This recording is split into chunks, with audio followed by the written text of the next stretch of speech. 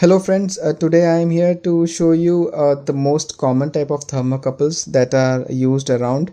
And in this video what we will be doing is we'll be having a look at the type of thermocouples and the way these thermocouples work, just a basic overview.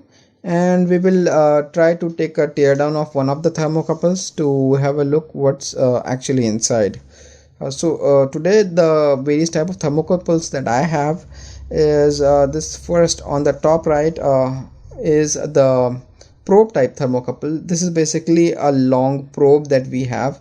This probe is directly inserted into the medium where the temperature has to be taken, and the readings are taken out on these two pins. So basically most all the thermocouples will have two wires going out. One is the positive leg and the other is the negative leg. So this is the probe type. The second thermocouple that we have is the spring loaded type. The spring loaded type gets its name from the internal spring that's installed inside. It is a two-part system. One part that is fitted on the body where the temperature has to be measured, and this spring loaded type, it loads like a spring, so it kind of touches the surface and presses against it, gives it a suitable contact, so temperature readings can be a little more accurate. It is usually used in the molding industry. Now the third variant that I have here is the mini head thermocouple. Now this is basically called mini head because of the size of the tip that this thermocouple has. It's very small compared to the other two that I have shared with you. If you notice, these are like very small thermocouples. You look at the probe type, or you put it in comparison with the spring headed spring loaded type, you see this mini head thermocouple is very small in size. So it is usually used in thermowell installations, wherein it has to be just screwed on top of thermowell to take the readings. The tighter the screw, the better the reading. It can also be used in liquid medium installation, wherein you have to take reading from a tube or a pipe through which a liquid is flowing. You want to take a reading, use this kind of thermocouple. The other most common type of thermocouple that we have is the exposed type. The reason why it's called exposed type thermocouple is because the tip of the thermocouple is exposed. It is usually used with thermocouple meters or multimeters that have thermocouple sensing facility. In the next few seconds, I am going to demonstrate how this thermocouple is used. So there is this thermocouple meter. This thermocouple meter is designed to handle a K-type thermocouple. There are a lot of thermocouples, from what I know of, at least 12 or 14 different type of thermocouples, and this is a compatible K-type thermocouple. What you need to do is simply install the thermocouple in the thermocouple meter and turn it on. When you turn it on, it starts showing you the room temperature.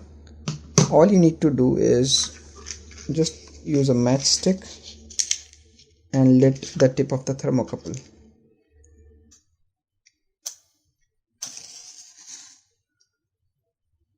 If you notice, the temperature starts rising suddenly because the tip of the thermocouple has gone to a decent temperature, well above 400 degrees in this case.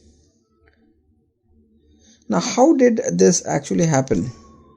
I will show you how this thermocouple actually works with the help of a different example. To demonstrate what happened on the thermocouple meter, I have this standard multimeter, and the multimeter is put into a range of millivolts. So this is the least amount of voltage that this meter can read. So when you switch your meter to the least voltage reading, you will be able to take readings from the sensor that is nothing but a pair of wires. I'll show you how to do it. All you need to do is just connect the leads to the multimeter and light it up using a matchstick. You put the tip on fire and immediately you will start noticing voltage produced on the two wires on the other end. This voltage is directly proportional to the temperature difference. This is what happens in a thermocouple meter. The only thing is that the thermocouple meter has a integrated NIST chart. The NIST table, or NIST chart, is something that comes from the National Institute of Standards. This is basically a list of interpolated values for various type of thermocouples. Now when we say various types of thermocouple, there are actually a lot of thermocouple types, and it is very difficult to hold the tables for every thermocouple in a single meter. So usually when you buy a meter, the meter is pre-set up for the output voltage of a specific type of thermocouple that it supports. This special effect that we just saw, wherein when you put a increased temperature on one end of the thermocouple, you get a potential difference on the other end. This special effect was documented by Thomas Seebeck in 1820, near about 200 years ago. Back at that time, this discovery was not really very useful because semiconductors were not invented, and it was a serious challenge to amplify the signals out of this simple piece of wire. The output is in millivolts, actually in microvolts. So to take decent readings and put them into amplification was a serious problem back then. After the discovery of the semiconductors and the boom in the semiconductor industry, the thermocouple, this simple piece of wire that was discovered by Thomas J. Seebeck near about 200 years ago, started gaining importance. The small signal out of this thermocouple was amplified 1,000 times to get a decent output and figure out what is happening at high temperature scales. Thermocouples in present date are the way to make high temperature readings possible. All this was made possible because somebody discovered this special effect almost 200 years ago. Let's open up a thermocouple and see what's inside it. I will take you to the workshop so that we can see this in action.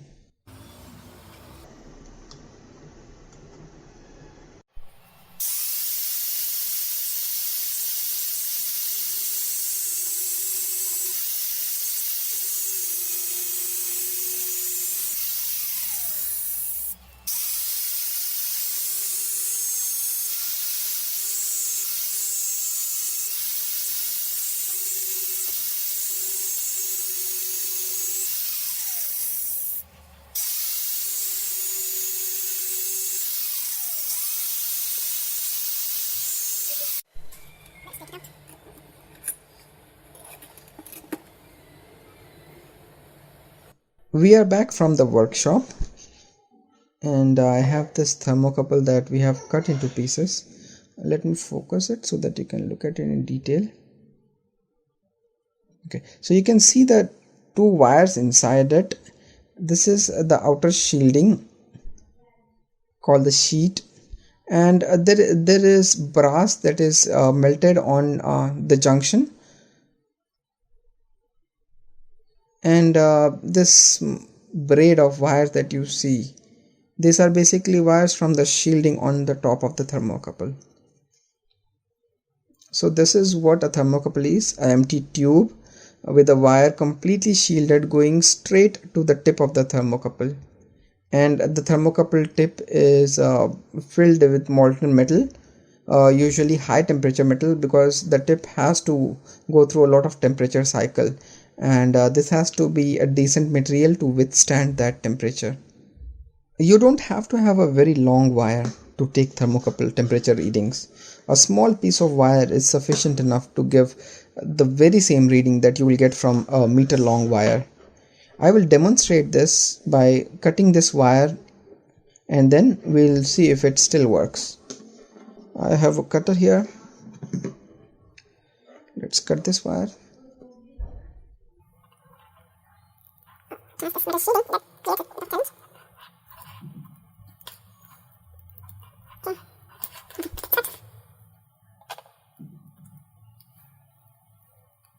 In thermocouples, metal shielding is provided for two reasons. The primary reason is to avoid the thermocouple from getting damaged when it runs through a lot of machinery. Now if you notice this thermocouple, Inside the metal shielding you see a sleeve. These are typically fiberglass sleeves or high temperature sleeves that can last about 1000 degrees C. Let's cut this here open, and you will see the two wires inside. Okay,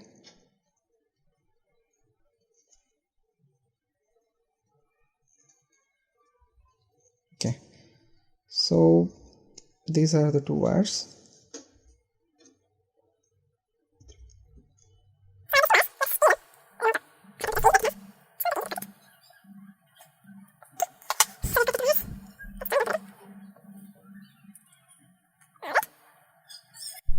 So I've been doing the wire. Let's join it together. And we'll see if it still works. That seems like a good joint. Seems like a good joint. Let's put it to the temperature test and see if it still does what it is supposed to do. So I have my multimeter here. Okay, one leg to one lead and the other leg to the other lead. I have my burner turned on, so let's fire it up.